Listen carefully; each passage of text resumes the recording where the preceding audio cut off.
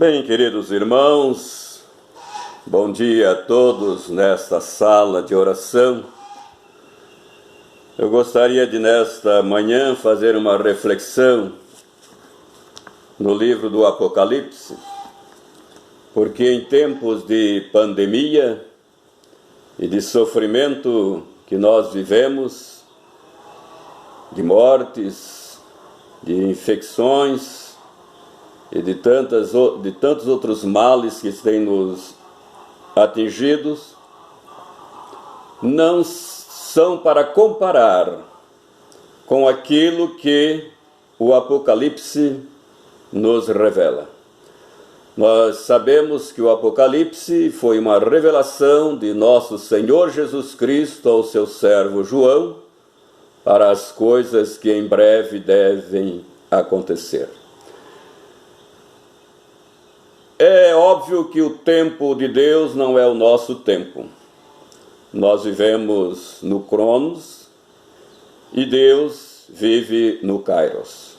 Portanto, a referência a tempo tem uma diferença muito grande entre o nosso conceito e o conceito de Deus e o conceito que a Bíblia nos fala. Eu gostaria de tomar como base o capítulo 8 do Apocalipse, na abertura do 7º selo. No capítulo 8 diz o seguinte: quando o Cordeiro abriu o 7º selo, houve silêncio no céu pelo espaço de meia hora. Então vi os 7 anjos que se achavam em pé diante de Deus, e lhes foram dadas 7 trombetas. Veio outro anjo e ficou de pé junto ao altar com um incensário de ouro, e foi-lhe dado muito incenso para oferecê-lo com as orações de todos os santos. Sobre o altar de ouro que se acha diante do trono. Da mão do anjo subiu à presença de Deus a fumaça do incenso com as orações dos santos. E o anjo tomou o incensário, encheu do fogo do altar e o atirou à terra. E houve trovões, vozes, relâmpagos e terremotos. Amados irmãos e irmãs, nós estamos diante de um quadro descrito pelo Senhor Jesus e nos revelado por João, de uma grande catástrofe que aguarda a humanidade. É interessante que João a partir do versículo 8, do capítulo 8, ele tem uma perspectiva diferente das visões. Porque até o capítulo 4, a visão de João é no sentido horizontal, de terra a terra. Porém, a partir do capítulo 4, João recebe um convite para ascender aos céus. É um convite que ele sobe para cá. E ele sobe, e em espírito, ele sobe para os céus. E a partir de então, ele vai ter uma perspectiva diferenciada dos grandes acontecimentos cosmológicos sobre a Terra. Começa com o primeiro selo, a abertura do primeiro selo. E no primeiro selo, o que ele percebe? Um cavaleiro branco que sai para vencer. Há várias interpretações com referência a esse cavaleiro.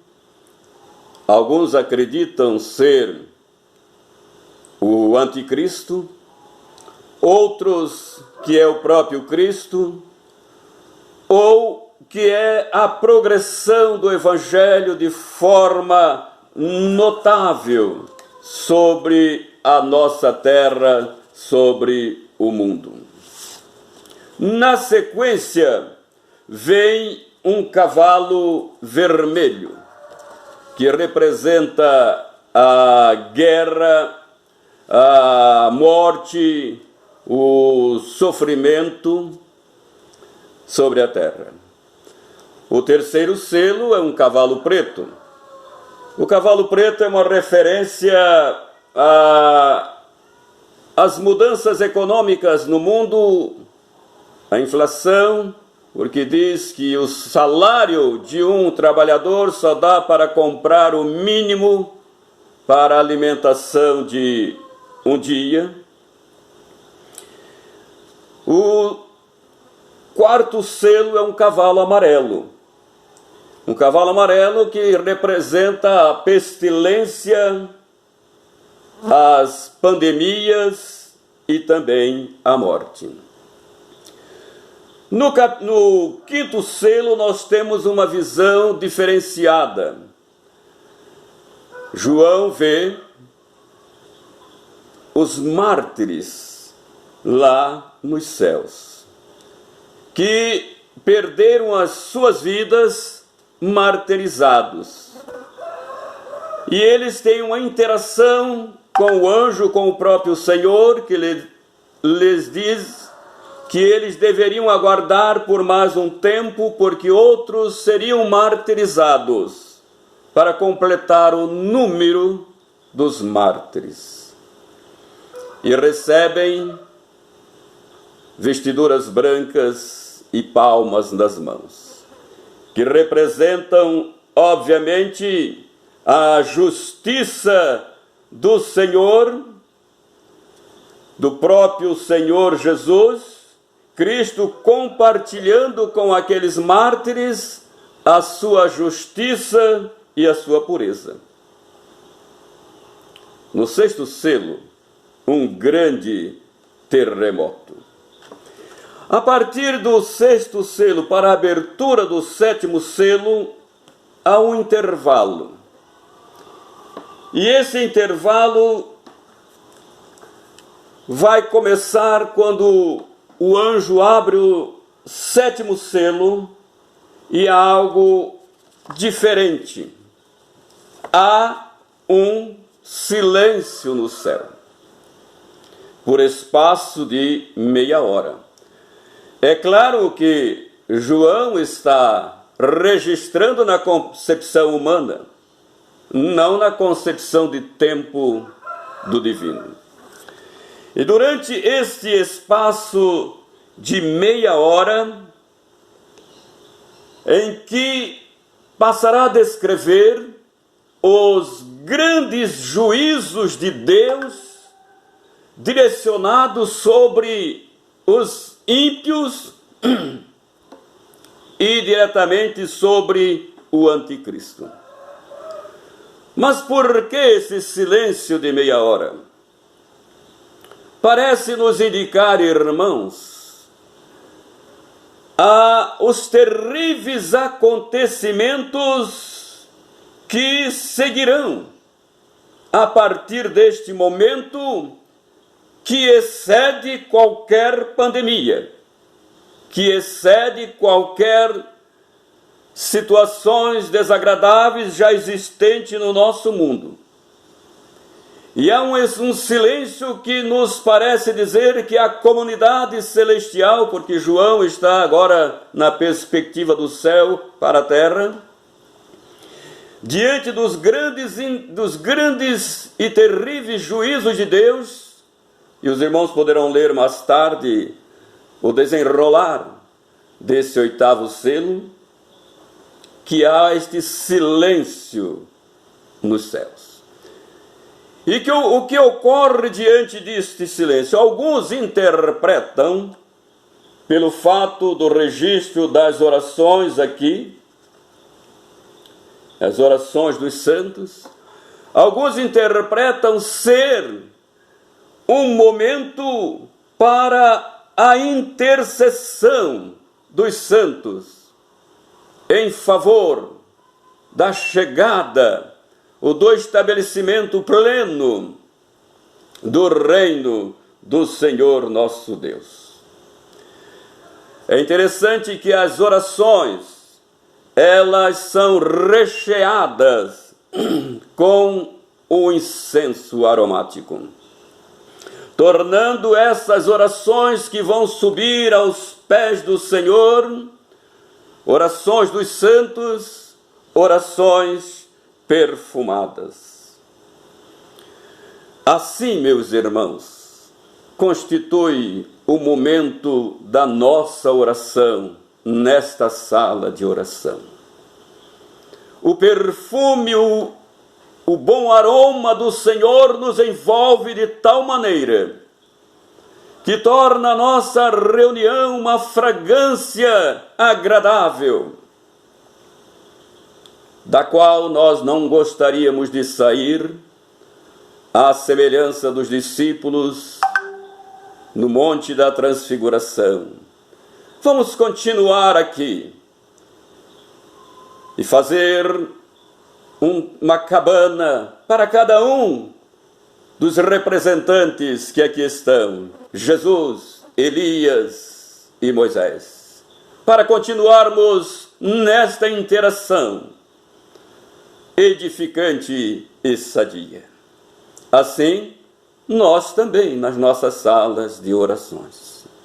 É um tempo muito curto, 1 hora, mas este momento significativo ainda porque não só este aroma suave e agradável pode trazer-nos também uma representação do próprio Espírito Santo do Senhor. E se tem um momento significativo no período das nossas orações, é que nós contamos com a parceria do Espírito Santo do Senhor. Ele vem ao nosso lado para nos ajudar no momento da oração. Se nós retornarmos um pouco mais na nossa Bíblia, nós vamos chegar em Romanos capítulo 8, dos versículos 26 e 27, onde Paulo faz uma revelação magistral. Ele diz que o Espírito Santo nos assiste neste momento significativo da oração. O Espírito Santo está presente, nos auxiliando neste momento da oração. Por quê? Paulo continua dizendo: porque nós somos fracos. A criatura diante do Criador, o finito diante do infinito, é algo extraordinário. Que não fosse a presença do Espírito Santo do Senhor ao nosso lado, nós não resistiríamos à presença do Senhor. Os antigos imaginavam que ao chegar na presença do Senhor e ao vê-lo, morreriam, porque a pureza, a magnitude, a grandiosidade do Senhor é tremenda. E por isso o Espírito Santo está ao nosso lado, porque nós somos fracos. Diz novamente o apóstolo Paulo: não sabemos orar. Os maiores oradores não sabem orar da forma que poderia ser aceita pelo Senhor. Nós não sabemos orar. Nós não passamos por uma escola de oração. Nós aprendemos a orar devido às circunstâncias adversas que vêm sobre as nossas vidas e que nos leva a buscar a única arma, aliás, uma das armas que temos, porque nós, além da oração, a nossa outra arma é a palavra de Deus. A nossa arma também é o jejum. A nossa arma também é a comunhão com os irmãos. É tão importante este momento de comunhão, porque a falta de comunhão impede que as orações subam aos céus. Até mesmo a comunhão conjugal. Se nós não estivermos bem relacionados com o nosso cônjuge, as nossas orações não são ouvidas por Deus. Portanto, o momento de comunhão é extremamente significante. Nós não sabemos orar. Os discípulos também não sabiam orar. E eles viam que João o Batista ensinou seus discípulos a orar. E eles chegam perto de Jesus e dizem: Senhor Jesus, ensina-nos também a orar, assim como João ensinou os seus discípulos. O Senhor Jesus poderia ter ensinado os discípulos antes, mas o Senhor Jesus queria esperar que eles tivessem dentro de si a necessidade de buscá-lo através da oração. E aí Jesus ensina-os a orar. Uma outra coisa interessante, meus irmãos, no momento da oração, é a intercessão. A intercessão que o Espírito Santo faz por nós. Ele ora conosco, intercede por nós diante de Deus. São aspectos extremamente significativos, que muitas das vezes nós não lembramos que ao nosso lado há a presença do Espírito Santo. Por quê? Meus irmãos, o momento da oração é o momento de batalha. É o momento em que as forças satânicas e infernais se levantam contra o servo de Deus para impedi-lo de aproximar do trono da graça. É um momento de luta. É um momento em que nós nos suamos diante da presença do Senhor. É um momento de batalha, porque, meus irmãos, nada assusta mais o diabo, Satanás, do que os joelhos dobrados dos servos do Senhor. Ele não resiste, porque na oração, meus irmãos, nós estamos resistindo Satanás, que é o nosso inimigo presente em todos os momentos da nossa vida, que é aquele inimigo que está ao nosso derredor procurando uma brecha para nos trair, para nos atacar.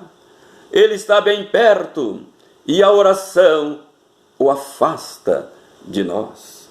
E a luta é constante. Perceba, os irmãos, que lá em Daniel, capítulo 10, versículo 13, Daniel orava. O anjo não poderia vir em auxílio de Daniel, porque dizem as Escrituras, ou diz o texto sagrado, que o demônio impedia este anjo de avançar na direção, porque é uma luta cósmica, é uma luta espiritual, é um mundo tenebroso. O anjo não podia avançar diante da oposição satânica para atender o jovem Daniel.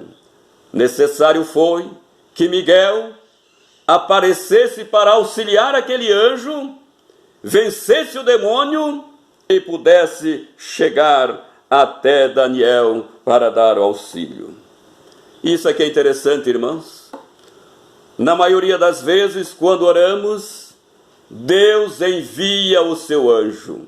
Temos ilustrações contemporâneas e também ilustrações antigas, de que quando os servos de Deus dobravam-se em joelhos, ou sobre os joelhos, Deus agia nos campos missionários, protegendo os missionários, protegendo os filhos de Deus, porque todas as vezes que nós oramos, Deus envia o seu anjo para nos ajudar.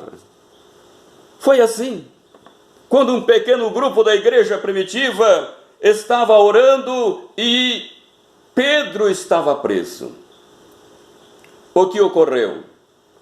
Ocorreu que Deus enviou um anjo para abrir as portas da prisão e libertar o seu filho Pedro. Deus enviou o anjo. Daniel nos fala também que quando ele estava na cova dos leões, naquele momento terrível, ele orou. E quando ele orou, Deus enviou o seu anjo e fechou a boca dos leões. Daniel capítulo 6, versículo 22. Quando Jesus orava no deserto e jejuava, apareceu um anjo que o confortava. Meus irmãos, o ministério dos anjos não terminou. Continua. Grandes são os livramentos, irmãos, sobre nós, proporcionado por Deus através do seu anjo, que não significa simplesmente um ser do mundo espiritual, mas que muitas das vezes são as pessoas que ele disponibiliza ao nosso lado. Nesta pandemia, muitos são os anjos do Senhor que estão ao redor dos leitos, auxiliando na pessoa das enfermeiras e dos enfermeiros, auxiliando no tratamento do corpo dos servos do Senhor. Todavia, a morte acontece, mas ela não foi da vontade de Deus. Quando isto acontece, o Senhor recebe nos seus braços. A morte acontece devido à fragilidade do nosso corpo, que não resiste o impacto da enfermidade. Ele é pó e tem um período de resistência. Ele vai se desfazer. Paulo deixou isso claramente, que o nosso corpo vai se desfazer. Mas ele nos diz que nós receberemos um outro corpo, glória a Deus e aleluia, na eternidade. Não incorruptível, mas um outro corpo que nós receberemos na eternidade. Meus irmãos, voltando à presença do Espírito Santo, ele nos sustenta contra todos os inimigos de uma forma especial nos momentos das nossas orações. E olha só a atitude do Espírito, diz lá Paulo escrevendo aos Romanos, que a expressão dele é com gemidos inexprimíveis. O vernáculo não tem condição de expressar esta atitude, do Espírito em entrar em comunhão com o Senhor, através de grandes gemidos. E aqui há algumas interpretações. Alguns acham que isto às vezes pode significar, tomando como base 1 Coríntios 14, 2, pode significar a expressão em outras línguas, chegando ao trono do Senhor, Deus, línguas que somente Deus entende, 1 Coríntios 14, 2. Esses gemidos inexprimíveis, segundo alguns intérpretes, podem representar esse fato, mas pode também significar algo que as palavras não podem jamais exprimir. O gemido do Espírito está associado com o que nós vemos no versículo 23 do capítulo 8 de Romanos, onde revela, e aqui é algo impressionante, onde Paulo revela que nós temos a primícia do Espírito Santo. E por que nós temos a primícia do Espírito Santo? Porque Ele está em nós. A nossa oração deixa de ser simplesmente um trabalho de retórica e passa a ser algo extremamente profundo, que nos leva a gemer, a clamar, a chorar, a nos angustiar, aguardando a revelação, ou desejando por uma manifestação do Senhor, em resposta às nossas orações. Concluindo, irmãos, sabemos que a oração é um mandamento bíblico. Por isso oramos. Orai sem cessar. Sabemos também que o ministério da oração estava presente na vida dos profetas. Elias orou e o céu se fechou. E orou novamente e o céu abriu. E Elias não tinha nada mais especial do que nós também temos. Tiago faz questão de dizer que ele era um homem semelhante a nós, sujeito às mesmas tentações, às mesmas fraquezas, mas orou e Deus ouviu.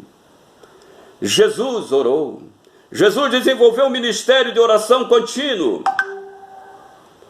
A igreja primitiva separava momentos para a oração. Jesus ensinou os apóstolos como orar. E o Espírito Santo também nos ensina como orar, como também ora conosco e por nós. Que Deus nos ajude a desenvolvermos este ministério de oração em tempos pandêmicos